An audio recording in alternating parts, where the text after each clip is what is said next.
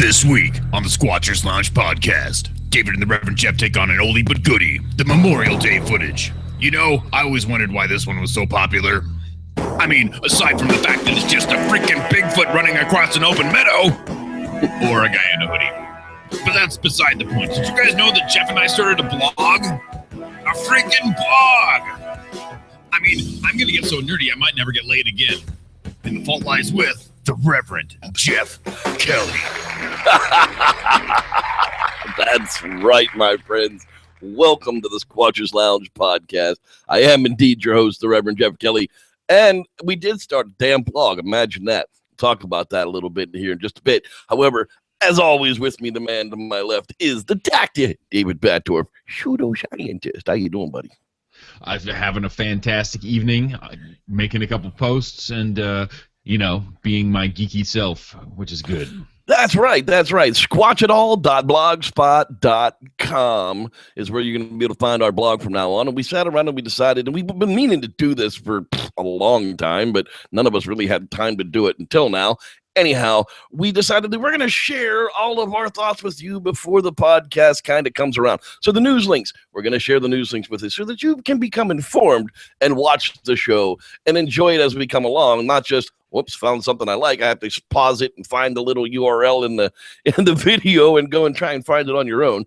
So you can find all of the news links, and they will carry a new tag starting this week of SLP News. So it'll be hashtag SLP News will be on the blog spot, on the blog page, and you'll be able to find our news links for next week. Keep yourself updated, as well as watch the movie for Bigfoot Entertainment Weekly. That's right. We rebranded Bigfoot Docs Uncensored to bring you an uncensored look at all of the Bigfoot entertainment out there, not just the documentaries. Duh. What was I thinking?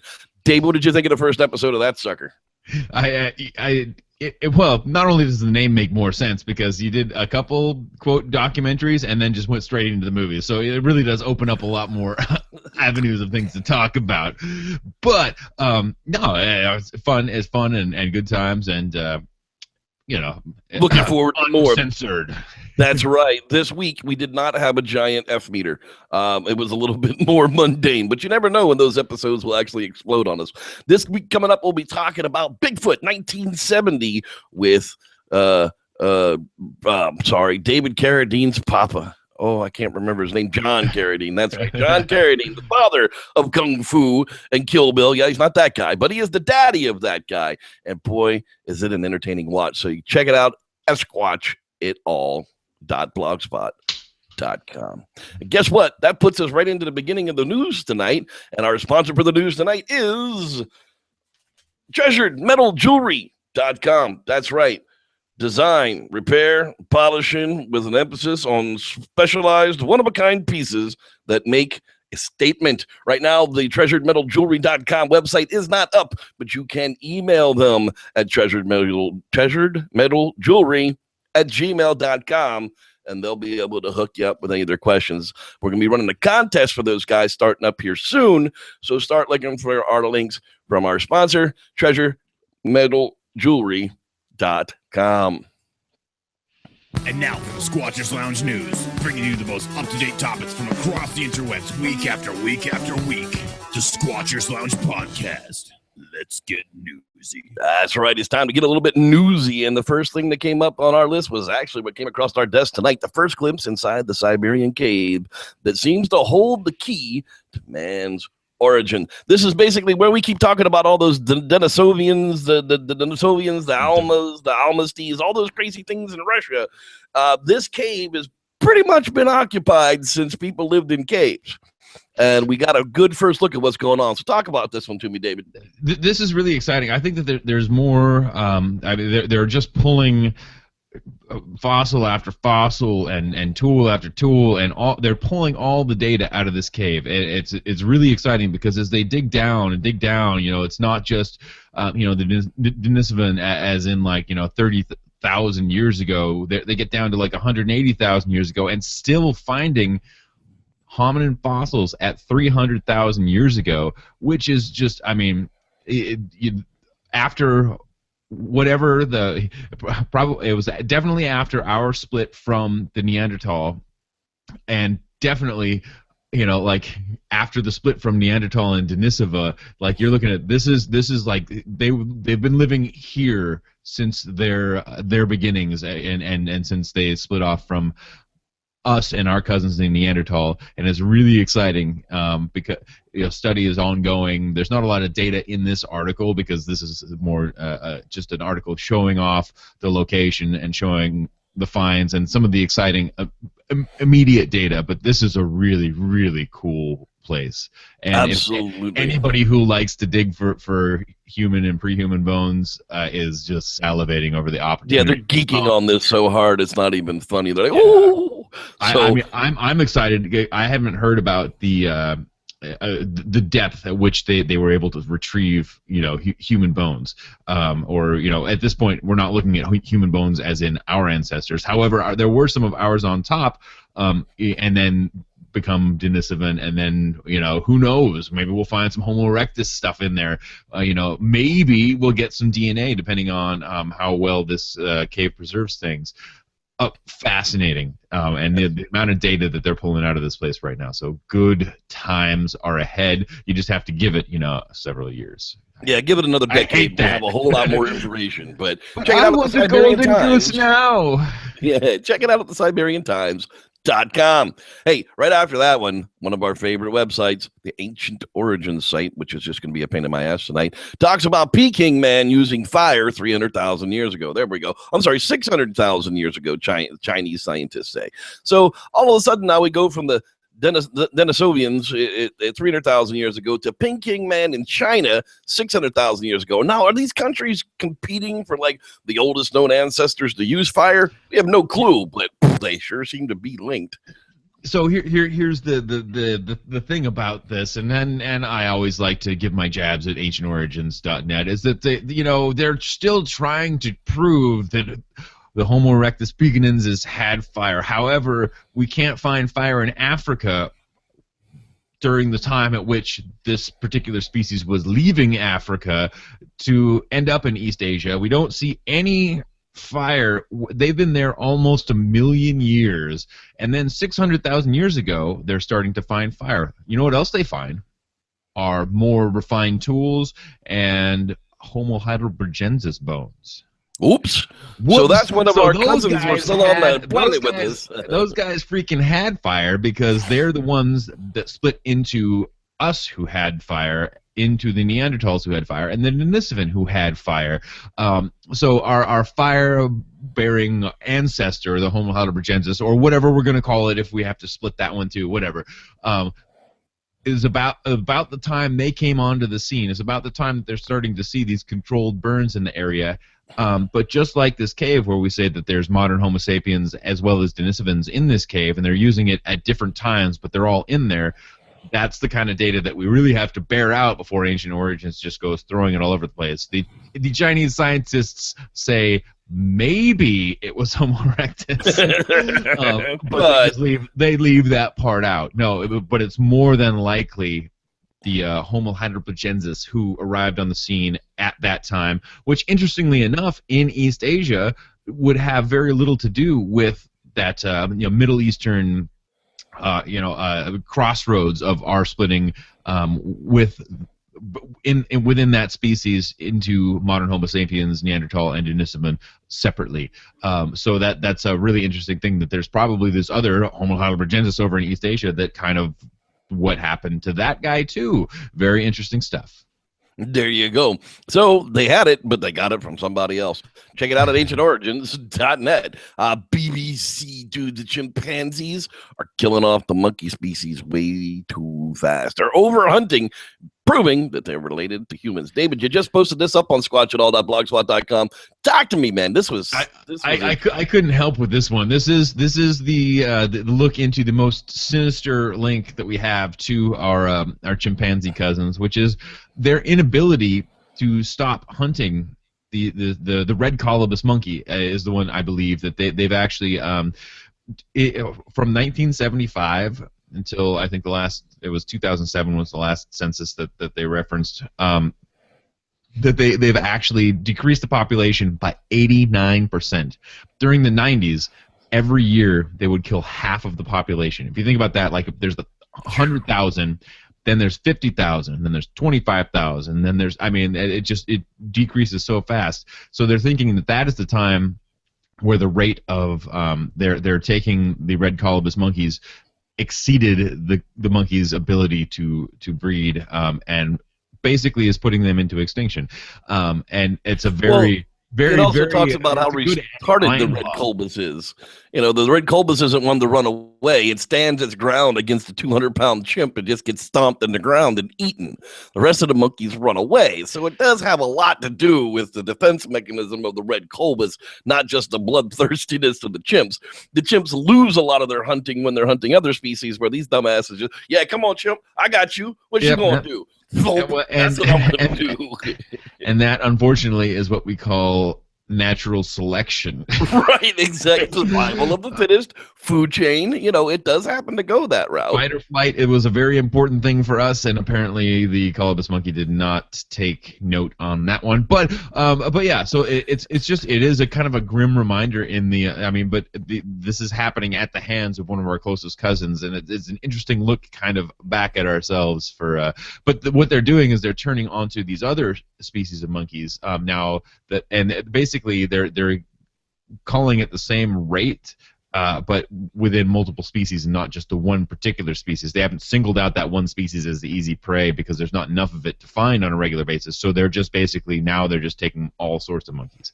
Now they're just killing all the colobus they can find. Yeah. So a really interesting story, and the kind of a sinister analog to some of the things that we say that we may have done in our past histories. So interesting. Definitely. Check that one out at bbc.com. Then there's this. I'm not exactly sure what this is, but squatching.com. Who's watching who? Filming squatchers across North America. This had popped up right after the podcast last week. Have you ever been in a place so dark you hope groping your friend's hand you might be able to cut through it? Was it something wild and remote where a cry for help would only be heard by the things you couldn't see, things you didn't believe in, things hiding in the inky blackness that watch and follow and reach out for you? My name is Boogeyman, and sometimes that bump of the night is me, but other times it isn't. Anonymous Squatcher. Yeah, I guess you sign up with your group, and if you're compelling enough, they'll actually set out to film your Squatch people. They do have some criteria up: who, what, where, why, blah, blah, blah. Squatching.com. What do you think of this kind of concept, David? Do you want to be filmed while you're out there squatching in the woods like Survivor Man, or you just want to do your thing? I think that basically this would just end up as me, trying to find this person with the camera every time I go out. Anyway, shaking it up that way. But no, I'm not sure that I would feel as comfortable, with somebody out there with a camera just to do my own stuff. So there. Yeah, I'm just kind of like, there's some secret tactics that I use that I don't want people to know. But if you want to get your crew out there filmed on camera, I guess like the guys at the Rocky Mountain place over there, you can go to squatching.com and sign up. I still haven't found out a whole lot about this one, people. So if you know anything about it, PM me and we'll figure it out. I loved this story. I hate drones. I mean, drones are just annoying pieces of crap. I swear if I get close enough to one, I'm probably going to smack it with a bat. But they do have some uses. They use the drone to locate endangered chimpanzees' nest in their native habitat. And that is huge because it's going to save weeks of time of people searching on the ground and climbing trees. Did you see this one, David? I did. It's interesting. It makes me concerned for how obnoxious the drones are, for how obnoxious the chimpanzees may think they are. But obviously there's some interesting structures.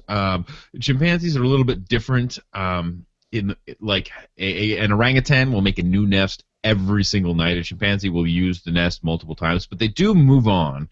So these are not permanent structures, but it would be a lot easier to find this from air. And they'll be able to eventually set them up with thermal cameras and be able to search the airs with the drones that way as those cameras get smaller and more utilized, to be able to find the chimpanzees in their active nests.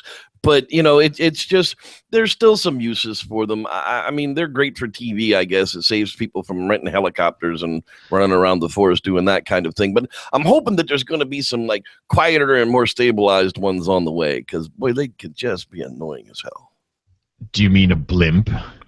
A blimp. Oh. Well, drones are not like a blimp because they're completely controllable in the air. They're not just free floating like a balloon. So, I mean, there's the stabilization, the gyros, the gimbals, that kind of stuff on those drones is what makes them so stable for videotape. A blimp just kind of gets blown around with a high wind, where a drone is supposed to stay in place. Anyhow, you can check this one out at treehugger.com. I really thought it was cool, and we'll see if we get more from them in the future. Up next, man. This one, I don't know what to think about this one. I wish I had cut the audio out of it, but I didn't get permission from the NBTV, so I didn't do it. Basically, guy comes, he's home waiting for his wife to come home, a night out with the girls, 1:30 in the morning. He gets some weird noises going off in his backyard. So he grabs the camera and the flashlight and he goes out there to figure out what the hell is going on. Now, some people seem to think that it's a basset hound, or it's some kind of a cow, or it's some kind of a bull elk. Well, whether or not they say those things, there's no audio to back those up. I don't know what this is, but I say the audio is interesting, and I would really like somebody to be able to tell us exactly what makes that sound in Pennsylvania, because I hunted there, I lived there, I've flooded the woods for years upon years. Never in my life did I hear anything like this. Yeah, I actually haven't had a chance to listen to this one. So yeah, I'm then I guess we're not gonna. We'll save this one and we'll do it again. We'll talk about it next week, unless it's been found out to be a hoax before then. But yeah, I mean, it's guttural. It's echoey. It's very. I'm not gonna say it's not in the human range, but volume wise, I don't know that a human would have the lung capacity to be able to get it to carry it. This gentleman's running around in his backyard, breathing heavy. He's not afraid. He's definitely alert and looking for something. But it's his backyard. If these were normal sounds that were going off in his backyard, he'd know it. He'd yell at Brutus the dog to shut up, or, be able to go out there and shoot off a 22 round to scare off the bear or whatever else was out there making this noise. And it really is kind of creepy. You can check our blog for this one. Could this possibly be Bigfoot vocals? And listen to it for yourself, and we'll talk about this one again next week.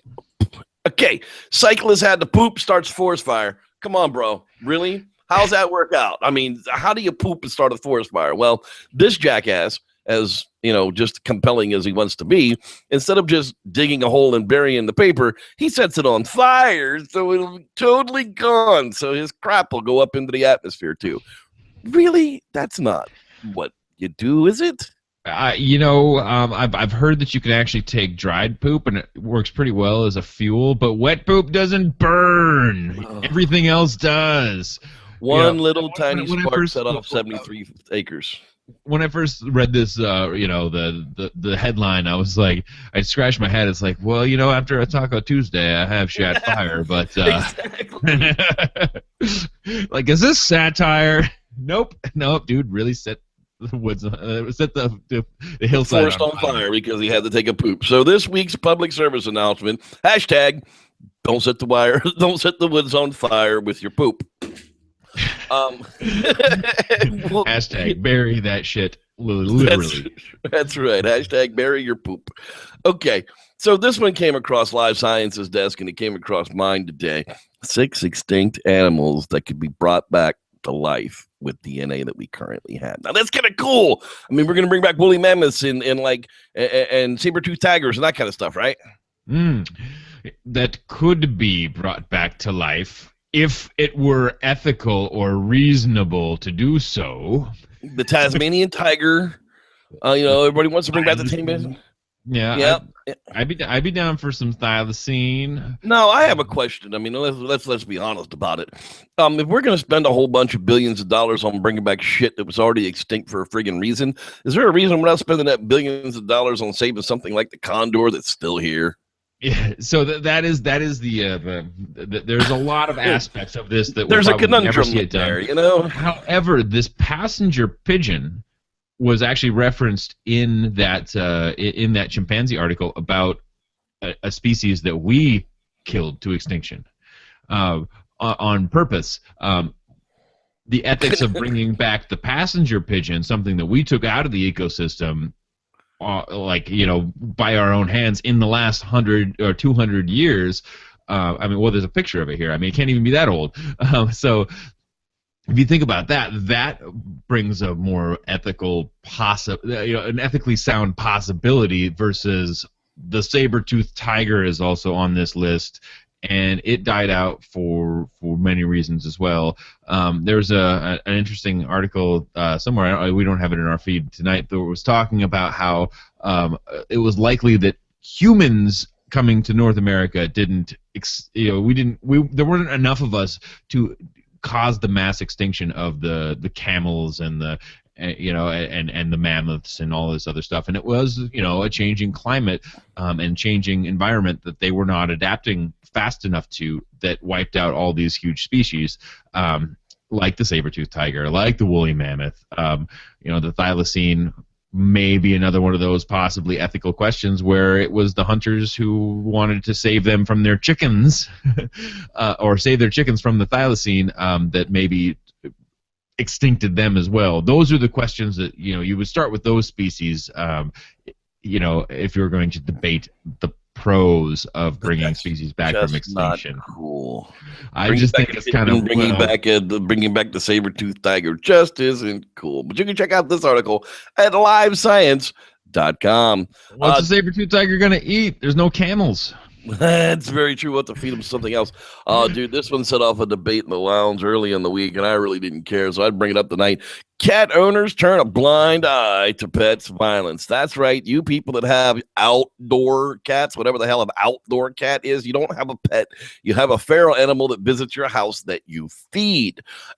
In fact, across the world, with the booming population of kitty cats that are running around out there, there are songbird populations that are actually in endangerment status because your local kitty cats are hunting them to death. Now, this particular article is not about that. This particular article is about the fact that they brought these numbers to cat owners' direct attention, and they just didn't give a shit. They were like, cats will be cats, right? So to be ignorant of the amount of cats that we put into the biome, being, people's, it's not like bears and wolverines that somehow avoid populous areas. These birds come through these areas, then fine. You don't have a rat problem in your backyard, that's fine too. I don't have a shrew problem because I have a killing field outside of my house. I understand what the cats do. They're not all the time outside cats, but they do catch stuff, and they don't even, we kept them inside for the first 5 years just to try to, not necessarily to try to keep them from killing things, because we know they're cats and they're going to go after stuff. But it's an interesting idea that, what we're doing by, every house has 2 cats, and you put them all outside, and it just wipes out everything in the neighborhood. Lizards, small birds, little mammals. It doesn't matter if it's snakes. It doesn't matter if it's moving through your neighborhood and you've got 50 cats on a block. You might as well just hang it up. There ain't nothing moving on your block anymore. You wonder why you don't hear the birds tweeting anymore? It's because your block has 50 cats. Hey, where'd those squirrels go? They were here the other day. Yeah, they're under your porch. Here, Rocky. Yeah. But yeah, so they're amazingly little cuddly purring predators that eat only human flesh and dried pet. That's right. But only on Tuesdays. So you can check this one out at theautobahn.org. And finally tonight, of course, we've been blabbing about the blog, the squatchitall.blogspot.com. Non-human gifting, maybe not what you're thinking. Yeah, this little girl's putting out food for the ravens and for the crows, and they bring her little gifts in return as a reciprocation for her taking out there and giving them the food. At least that's what they think. Tell me about this one, David. This is an interesting scenario. It happened up in my neck of the woods in Seattle, Washington. This little girl was just very interested in feeding the crows. There's pigeons that come by as well. The crows kind of chase them off, and but anyway, she puts the food out on these feeding platforms and down on the ground and all over the place. And after years of doing this and just sort of watching and staying away, the crows aren't really interacting with her. They're waiting on the sidelines, eating the food. They don't really want to interact with her, but they'll finish the food, and then they'll go and they'll actually find trinkets, like, whether it's like, beach glass or buttons or marbles or little wire hangers and things, and they'll actually put it back on the food station. These are things that crows would use to build their nests to make them more attractive to female crows. And see, that's one of the things that I was wondering about, the trinkets and stuff that they were bringing back. More so not for the kid that's putting the food out there, but possibly actually marking the location as where they got the food the last time. Well, but so crows are gregarious, and when this girl comes out, they start cawing, and they call in everybody from the neighborhood, and they're all in there, and the murder amasses. But so the interesting thing is that this is one of those, take it or leave it. It is what it is. In the YouTube videos that's attached, this girl's mother has been photo documenting and taking notes on this for the last several years. I mean, the girl's she's like, I think she's 7. She's been doing it since she was like 4. And it's interesting, like, for a child to be able to do this is probably just that she's just reacting to what the crows are doing. But her mom, who's been documenting these photographs, actually dropped her camera lens, and then the crows brought it back. Dropped her lens cap in the alley trying to take pictures of some things, the crows as they were coming by, and she couldn't find it in the alley, and it ended up being on one of these feeding pedestals. So that's freaking awesome, dude. Yeah, it's just kind of like very, very, very interesting. Yeah, very, very interesting scenario. But the whole point of the post that I put up is that the gifting was not. The gift was not the food. The gift was the reciprocation, and I think a lot of people are talking about the gifting place where I leave the apples, and no, that's food. The gift would be if the apples were returned by some trinket of some sort. Exactly, that would be the gift, not the bait. Well, guess what? That's the news for this week. It's now time for our tip of the week. And now it's time for Rules to Squatch By with your old pal Wes. Number 27. Here's a little fun fact for you. Bigfoot's favorite soda is Dr. Pepper. Okay. It's mine. I've got a problem.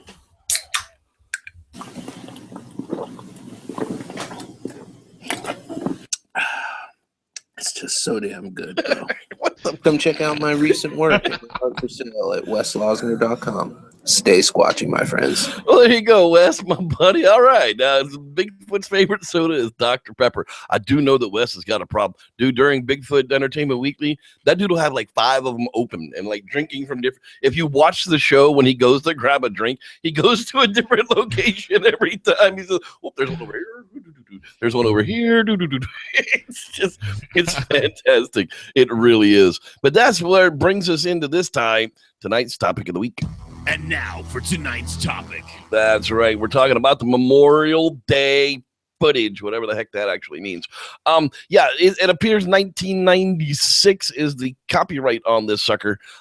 They were out just like chilling at the lake, out with their boats, out with their family, people taking videotape everywhere, and they noticed something in the field, and they actually brought the video camera around, zoomed in on the bad boy, and we get like 82 seconds this. Not even 82 seconds. I want to say it's like 24 seconds long. It's not very long at all. But basically, it's a figure that runs from left to right from the field along a known walking path into the woods to the right. David, what are your thoughts on this one, buddy? There's something on the hill. There's something on the hill. I think that this is a really interesting look at what we like to look at in the Sasquatch community. This was featured on many. I think there was a Monster Quest that featured this one. This one was featured on. Was this featured in Sasquatch Science? Legend, science. Legend meets science. Legend meets science. Yeah, and it was wrapped up with the Patterson Goofy Lego walk from the skeleton, and the Jimmy Chula dermal ridges, as well as the Skookum cast. It was all in the Legend Meets Science, and I actually watched that a couple of times today. And they spent a lot, I mean, a lot of money actually analyzing and reproducing and the super runner with the GPS on his back and all of that stuff. I don't know what they were trying to do. Were they just trying to disprove that I really don't know what the purpose of all that money was, other than to say, well, a human can beat it. Well, it wasn't all that fast to begin with. So yeah, a guy without a monkey suit on running across the field there could probably run faster than that. But it's featured in all of these things. They did a fact or faked on this one, I believe, as well. They had another runner go across this footpath. I mean, it's an easily locatable area, easy to test. The interesting thing is that they always do the same kind of experiment. It's like, well, can a person run down this walking trail, basically?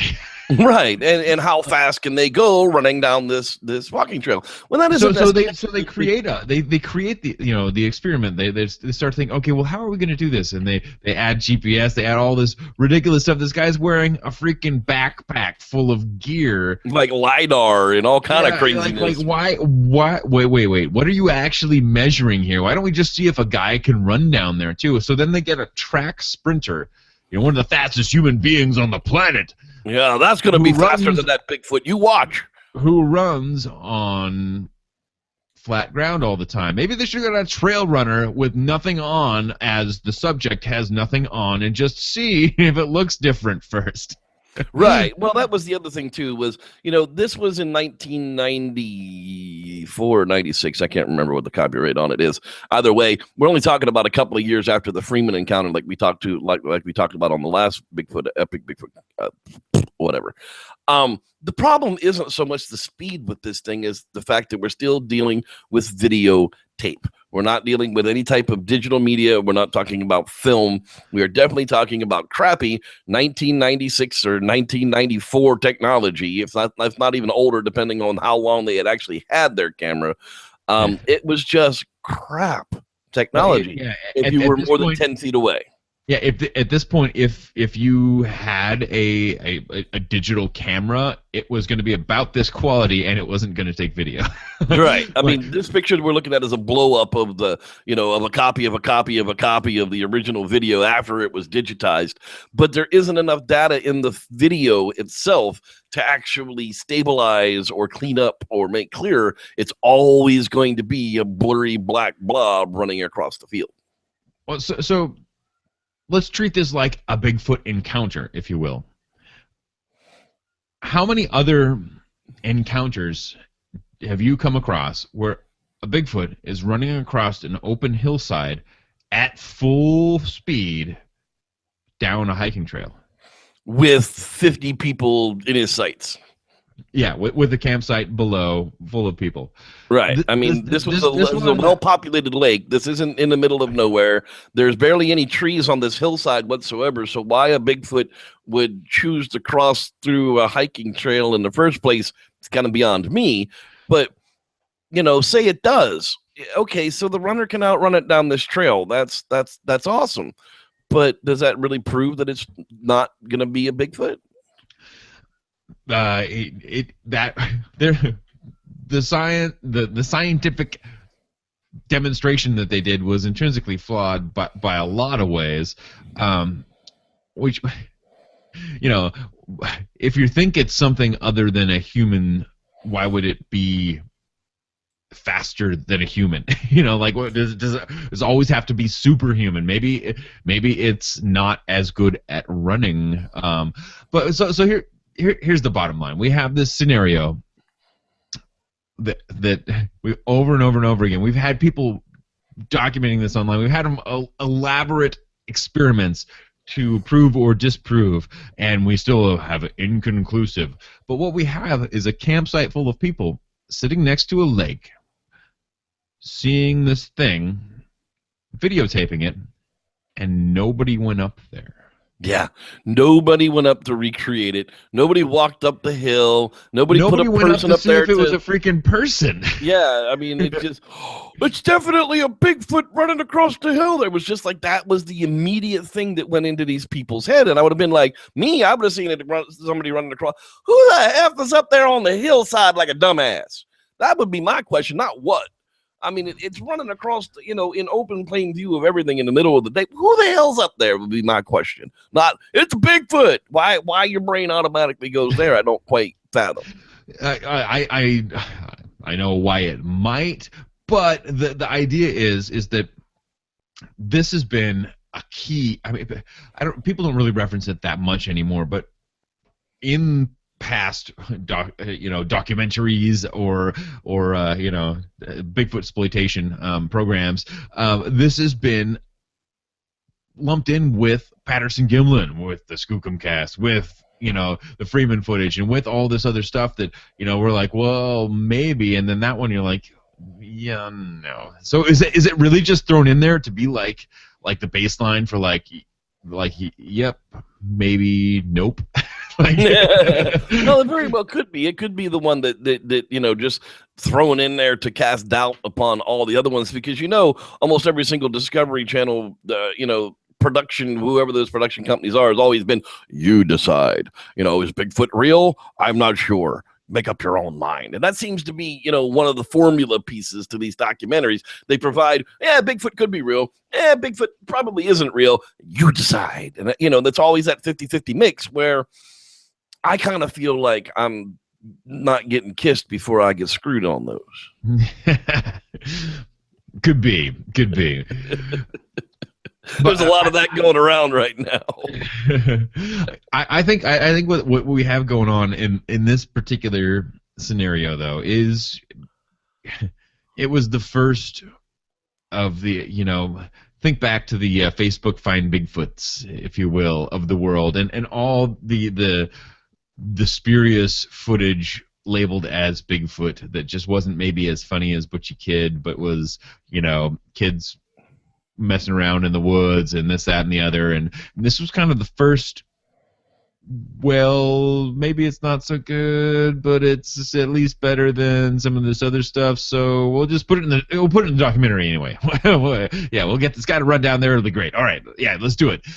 I understand from the producers aspect of it, but the fact that people are were talking about it for quite a while, that's very interesting. So we talk about some of the good epic Bigfoot encounters and some of the interesting ones from the past, and then this is one of those kind of key notables that's brought up on many occasions. It's around a lot, yeah, but it's just a crappy one if you ask me. I mean, this is like kind of the first. What the heck? Like, are you kidding me? And then it really does kind of take down the level for all the other evidences, especially when you present them together, because you're only as good as your weakest link, and well, that exactly becomes the problem. And a lot of these shows, and especially Finding Bigfoot does it constantly, they go after videos that most of the community consider to be a hoax or a misidentification, like the Bigfoot carrying the baby underneath its boob while it's picking up apples in front of the friggin' in front of the pine tree. It's like, well, if you draw the picture this way and turn it 90 degrees and look at it, no, it's a fucking owl flying in for a landing at night to get a mouse or something. Who the hell knows exactly why it's going in there? But you can see that it's not a Bigfoot, but yet people push to try and convince you that it is. When you have any doubt, you have to throw it out. I mean, that's the way it's always been in other things. But when it's in Bigfoot, if you have any doubt, then it must be a Bigfoot. Exactly. I can't explain it, therefore it is Bigfoot. Yeah, there's something there, so it must be Bigfoot. It can't be anything else. Well, I for one, I'd call it an epic encounter because it got so much attention. But as far as the quality of, the evidence that goes along with it, I'd say bottom of the line, really bottom of the barrel, kind of bringing it to the public's attention. But if you treat it as an encounter, if it were told to you, or if how we have to take in this information, this is one of those that you're like, I need a little more. Why didn't you go up there? Why didn't you look into it? Why didn't you go? You had it on video. You could have checked for prints. You could have said, "Hey, slow down." Right. There's so many things that are kind of awry there, and when there's people all over the area, and you see something that looks like a people, it's Probably harder. a people.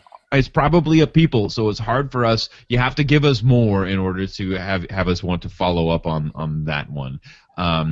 But yeah, and the fact that it was on Memorial Day is one of the larger, it's one of the largest camping holidays in our good nation. Why there wouldn't be somebody running down that trail, even if they're just blazed out of their mind, had too many Coors Lights. Exactly. I don't know. It's a miracle they didn't fall down. Hey, y'all, watch this. Yeah. And that really what it comes down to on that one. We're really not going to push the topic on this one this week, David. I mean, really, to say the least, I don't want to jam and my thoughts down other people's throats, but people watch the show because they like our opinions on it. This one I'm giving thumbs down. Very first one on the Epic Bigfoot Encounters that I've really given thumbs down to what we've been able to present as what they call evidence to the people, but it's such a popular one that gets brought up all that Memorial Day footage, and when people bring it up, I say, yeah, that Memorial Day footage is shit. It's ugly, it's crap, it's on videotape, and nobody can see what the heck it is. It grows 2 feet at the end. What? How do you know that? Yeah.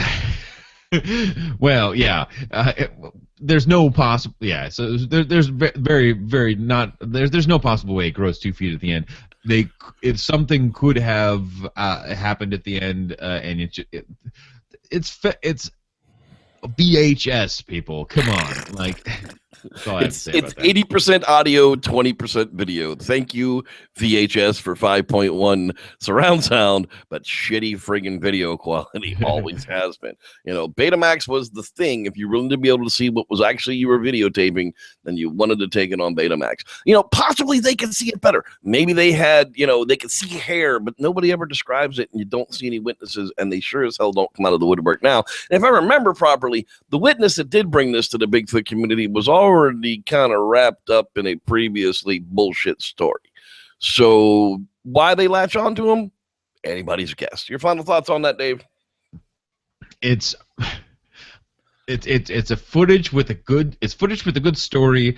We've gotten a lot more footage like it. Good story, maybe not so much follow through, maybe not so believable since then, but that's almost your gateway to the now defunct Facebook Find Bigfoot. That's what I'm calling this one.